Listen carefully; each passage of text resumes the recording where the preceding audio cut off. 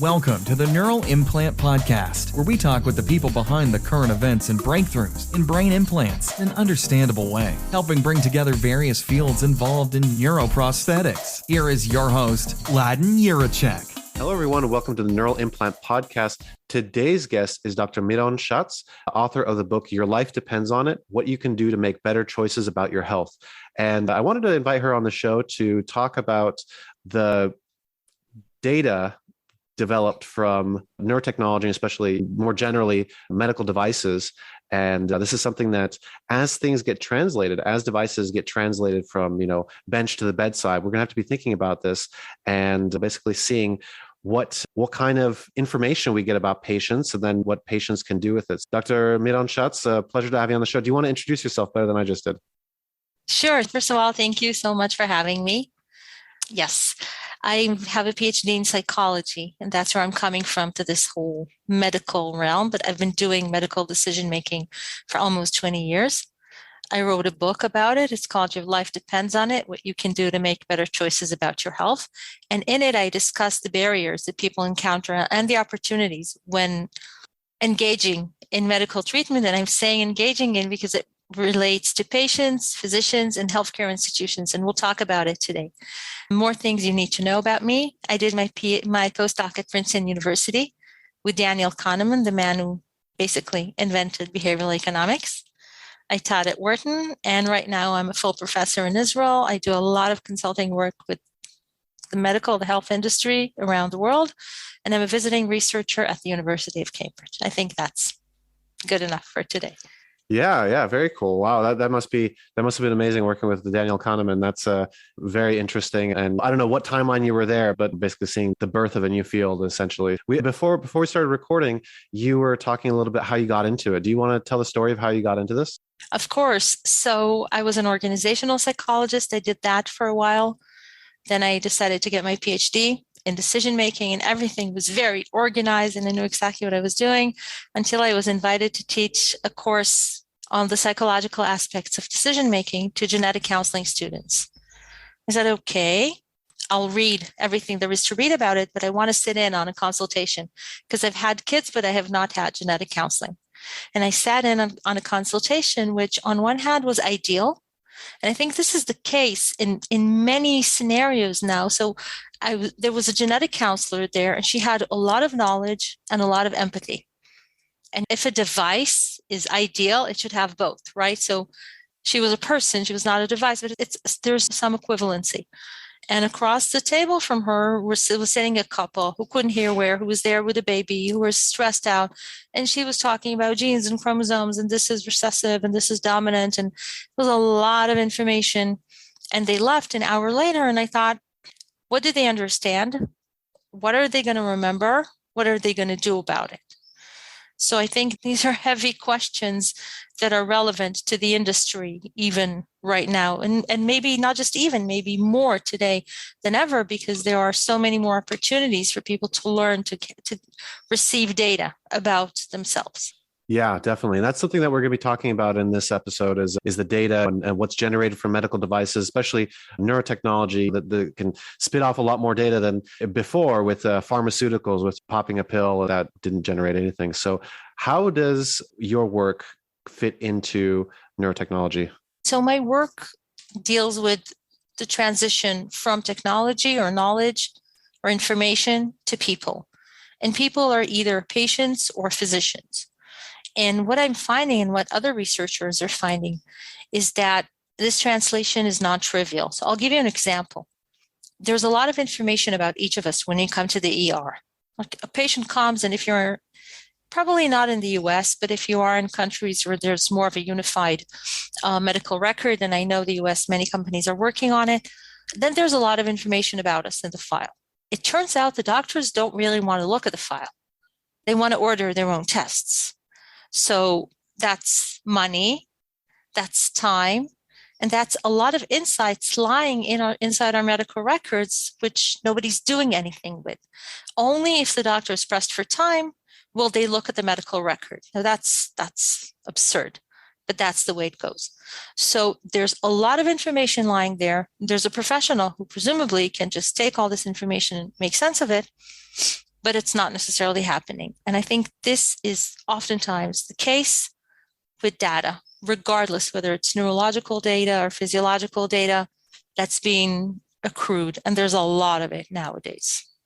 Hey guys, just a quick pause to talk about our show sponsor, Ripple Neuro and Neuromed. If you're a scientist looking to get the best quality data possible in your animal and human ePhys experiments, then talk to Ripple. Get a complete solution for your neuroscience research application backed by dedicated support. Be sure to tell them you heard about it on the Neural Implant Podcast. That will really help us out. Thanks. Now back to the show. Unfortunately, I had to go to the emergency room for a friend a few months ago, and that was definitely the case. Like new doctor, new person would come in, new nurse or whatever, and basically they wanted you to tell the story all over again. And so you find yourself explaining, I was explaining for her, you find yourself explaining something like 5, 6, 7 times, and it's just, come on, there has to be a better way. But I think a big part of that is maybe for somebody to sit down and type that out, or have it in a easy to read way, or easy to consume way, and easy to create way is a big thing. Yeah. So what's your kind of solution forward with this? So I think what you're proposing, as in having someone write it down, et cetera, or even record it, it makes a ton of sense. But we're only touching the tip of the iceberg of the problem. So what you're mentioning is it's like a primitive problem. Basically, it could have happened 2 centuries ago with a new doctor. If you had a new doctor come in, and you would have to explain everything. But what I'm saying is that right now there are a lot of insights that are hidden in the data. A lot of information. Maybe your friend's blood work had something in it that could have been traced, that could have been helpful. Maybe looking back at her records, they could say, wait a minute, we see that this and this has been happening for 3 years. So maybe that explains something. Maybe this isn't new. And maybe there are insights that can be derived from the data. And this is actually something where machine learning and where computers can help us and bring insights and make them more apparent, rather than expect the doctor to digest all this information and come up with an insight. And you notice that I started by speaking about doctors, not patients. And that's because I think these issues are prevalent across the board. And I never wanted to sound like people are maybe not so smart, so they can't make sense of information. But actually, it also happens to physicians. And I want to give you an example. I am giving a keynote at the American Telemedicine Association in Boston at the beginning of May on refining digital health, better outcomes through insights from psychology. So I'll be speaking, but I also invited companies. And one of the companies that I invited works with volunteer physicians. And sometimes they're retired, they could be specialists in various fields, and they volunteer, and the company partners them up with GPs and helps patients receive the care. And the company has a challenge because it wants to use digital tools, and the doctors can't always use them, aren't always sure how to use them. And again, we are blind. We're oftentimes blind to this problem. We think it's non-existent. There's technology people will understand, and this is really not the case. So there's, again, this whole aspect of translating, and it's related to health literacy and digital literacy. These things, we cannot assume, we cannot take them for granted that people have them. We must account for people who don't have them. And by the way, I'm sure that you and your friends sitting in the ER after an hour or 2 or 3, and you're in the ER for a reason, and there's pain and there's anxiety, you're not at the top of your cognitive skills at that point. But by the time the 8th hour kicks in, that's not a great time for you to take the SATs or the GREs or whatever, or the GMAT, anything. You wouldn't score your highest. So this is something to be accounted for. Yeah, definitely. And it is funny to think about technological literacy and data literacy for the physicians of some of the most educated people that we have. So that's really interesting. So I'm wondering now, maybe the trend of medical devices and neurotechnology generating more data to be able to have to sift through, is that helping the problem, or is that worsening the problem, or what do you think? I think it's a huge opportunity. I don't want to come across as eluded. It's a huge opportunity, and it's phenomenal. But we need to make a leap, and the leap is with psychology. The leap is with helping turn the data into insights, understanding how people digest insights, understanding psychological barriers to that. And as you said, physicians are the best or among the best trained people in the world, the most educated.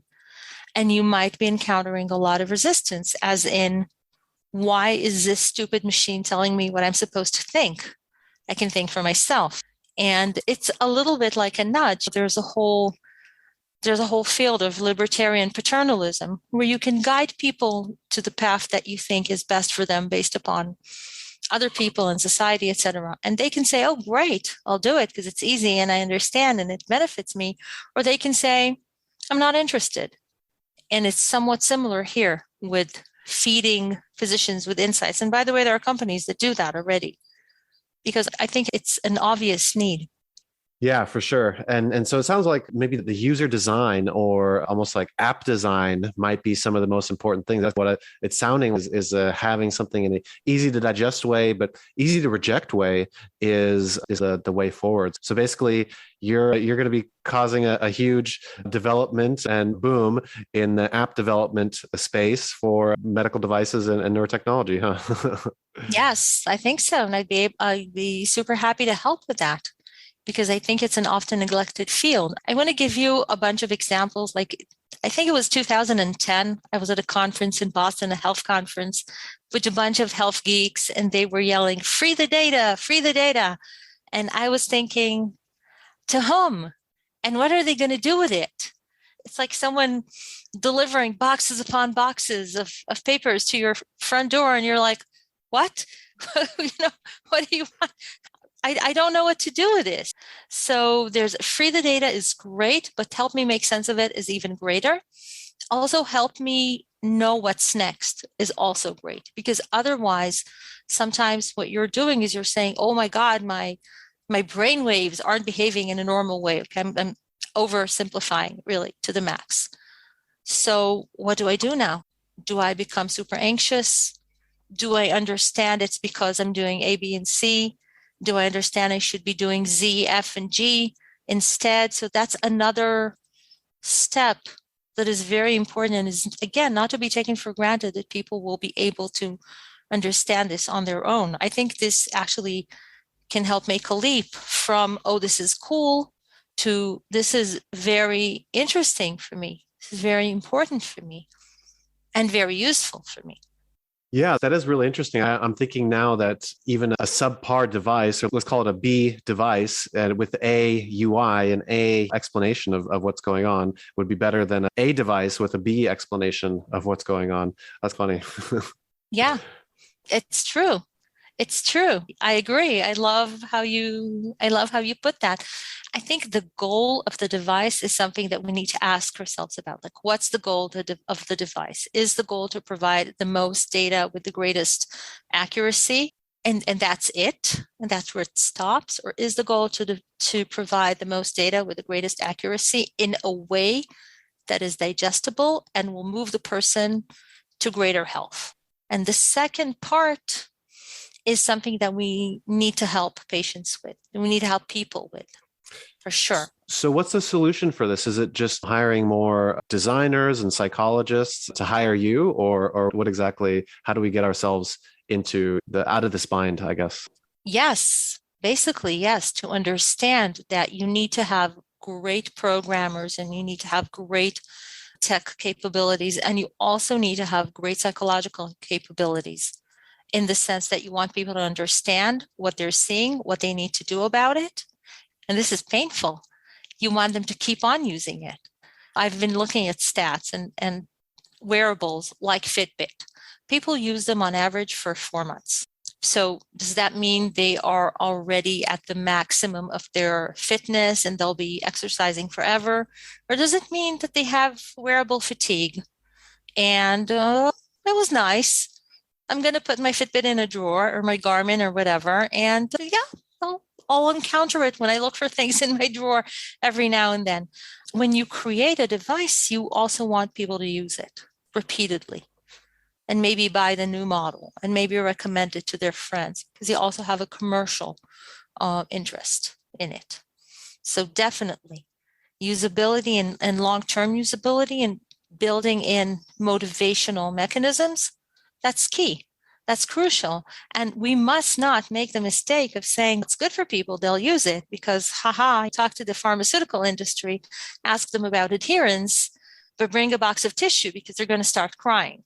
Because people with diabetes, for example, they take their medication on average 50% of the time. I mean, some people quit ahead of time, not because they're cured, because they forget or they resent having diabetes or they feel the stupid medicine isn't working or a number of reasons. And a lot of them are psychological.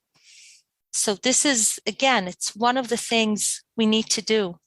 I know years ago, a large company designed an app for adherence. And it was great. It was technologically impeccable. And then they hired me and their engineers were pretty angry. Who is this? And why do we have to go on calls with her? Because they were sitting in Denver and I was someplace else and there were always long distance calls. And the reason was that it's just not enough to have an app to say, hey, Laden, you have to take AB in the morning. This is morning, take it. Maybe you take it and maybe you don't. And this is the type of thing that needs to be accounted for in the design, in the mechanisms that you include, along with the accurate data. Interesting. Yeah, that's pretty crazy. So would you say that the best way to do this, to get rid of adherence, is basically to get rid of the need for it? So does that mean you would usually automate it and you should just have it always be running in the background? And if people want to look at something, then they look at it. But obviously the Garmin or the Fitbit, they have clock capabilities and like notification capabilities. So that's maybe what keeps you in, but like the real stuff is happening in the background. Is this kind of what you suggest or what do you think? Well, I think with Garmin, a lot of the people using it and Fitbit, and with that, I don't want any of them to sue me. Let's just call them the fitness wearables and be happy. I think basically you can divide the people using them to two groups. And one is people who are on top of their fitness and just use it and enjoy it because it shows them where they are and how they're improving and it's motivating. And the other group are people who really need it and who normally don't exercise and they expect it to make a difference in their lives. And I'm not sure that it is. So it's very hard if you design one of those.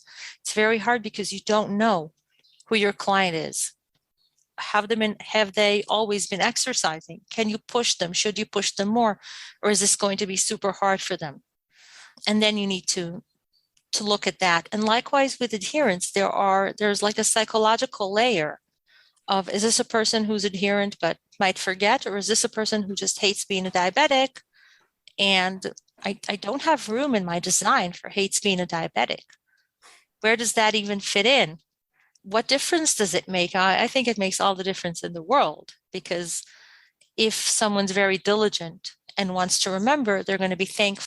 They're going to like the app. And it sounds like a funny word. What do you mean, like the app? That's dumb. Who likes an app? But the truth is we like some apps and some apps we don't like and we don't use them. And another truth is that when you look at how people think, most of the time we think in a way that relies on emotion, on very few facts. So if we like whatever is delivering us the information on the things we should be doing, we're going to be doing them more. That's a fact. That's something else that we should take into account. There's like the whole of ease of use and being seamless, et cetera, that everybody knows. But there's also the psychological aspects. And you don't encounter that when you do Shazam or Spotify. Who has resistance? It's rare to find someone who says, I don't want to do that because. But with something that relates to your health that might put you in an uncomfortable position, there's definitely that. It is there. And when I started by talking about physicians not necessarily wanting to look at existing data, now, why wouldn't you want to look at it? Because you want to have your own blood work, your own tests. I'm the boss, not some other doctor who ordered it. And that's life. Should it be the case? I don't know. Is that human nature? Yeah. It is, and we should design for that. Yeah, that's really interesting. It reminds me of something that I heard that in relationships, something like 4 out of 5 interactions should be positive, But you do need that negative one. You do need that kind of like bump to get you back on track or something like this. So I wonder if something similar could be implemented in some of this data and the notifications that you get. Even if somebody's really bad, that 50% of the diabetics that don't take their medication, just still give them the 4 out of 5 compliments, but it'd be like, hey, you got to get better. And even the best ones, even the best performers, they could still have that suggestion to improve and everything like this. So that's really interesting. And then, okay, so what point in the development cycle of a medical device or neurotechnology should people start thinking about this? Is this once the device has already been fabricated and made and as you're marketing it, or all the way back in the grant writing, VC raising, money raising steps, or where exactly would you think this fits in? It's not a sticker. It's not something that you slap on an existing product. I think actually you raise a great point, because I was reviewing grants for the EU. And one company or hospital or whatever, I'm not going to disclose because I'm under severe NDA. And one of them said, we'll increase adherence by 30%. And my fellow reviewers said, this is great. I said, you guys, they can't be serious. This is BS. Like, these are not the numbers. If you raise adherence by 10%, you are king. And funding agencies know that. And pharma knows that. And VCs know that. So yes, if you have technological capabilities, that's fantastic. If you marry them with psychological capabilities, that is phenomenal. And everyone who's in the business knows that, because we've been doing wearables and we've been doing adherence apps, et cetera, for a long time. So everyone should be healthy, adherent, and fit, right? And of a healthy weight, no?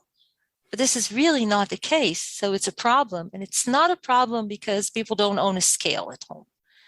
I mean, you could say wearable, like a measurable.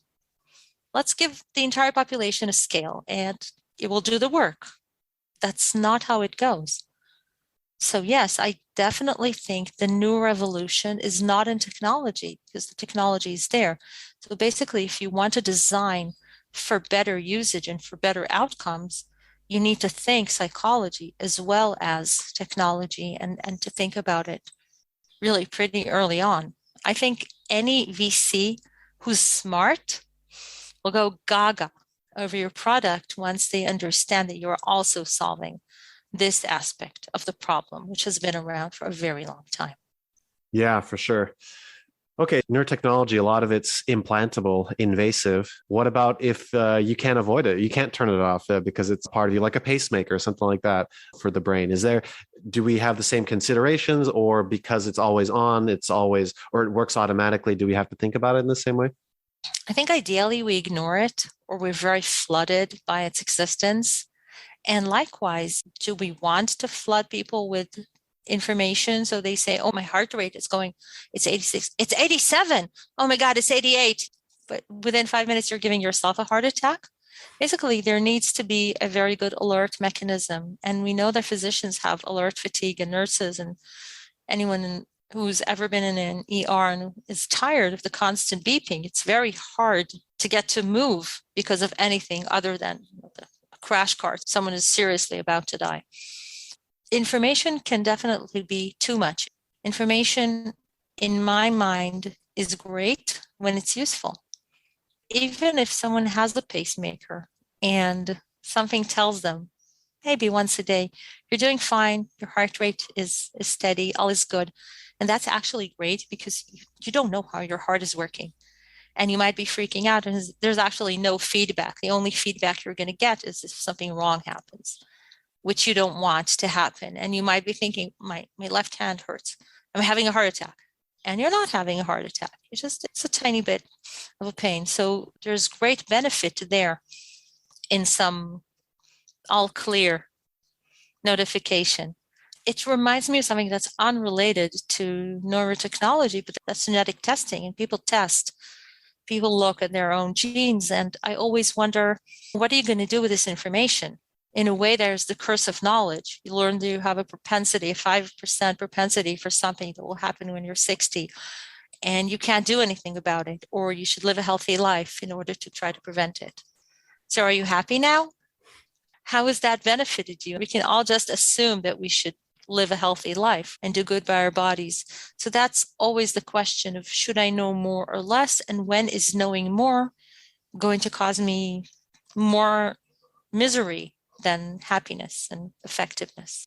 Yeah, definitely. I think that's a big nut to crack, and it's definitely something that's very important to do. So yeah, I've really enjoyed this. Is there anything that we didn't talk about that you wanted to mention as we're finishing up? I invite people to look at my website. That's talyamironschatz.com, TalyamironShatz.com, where there's a lot of information about my book, about academic papers, a lot of webinars that I did on some of the topics that we discuss, and on behavioral economics and more like consumer behavior in the health space. And I really invite people to look at them because I created them so they would be used. And I invite you to be in touch with me because I think this is a great podcast, very tailored to a specific audience that is probably super capable of understanding and learning and taking the key learnings and improving the industry with them. Yeah, very cool. And then this will all the information, all the websites, everything will be in the show notes, so you can just look there. But Dr. Miron-Schatz, thank you so much. This has been very informative. A pleasure. Thank you so much, Ladan. Hope you enjoyed the show and were able to learn something new, bringing together different fields in novel ways. Until next time on the Neural Implant Podcast.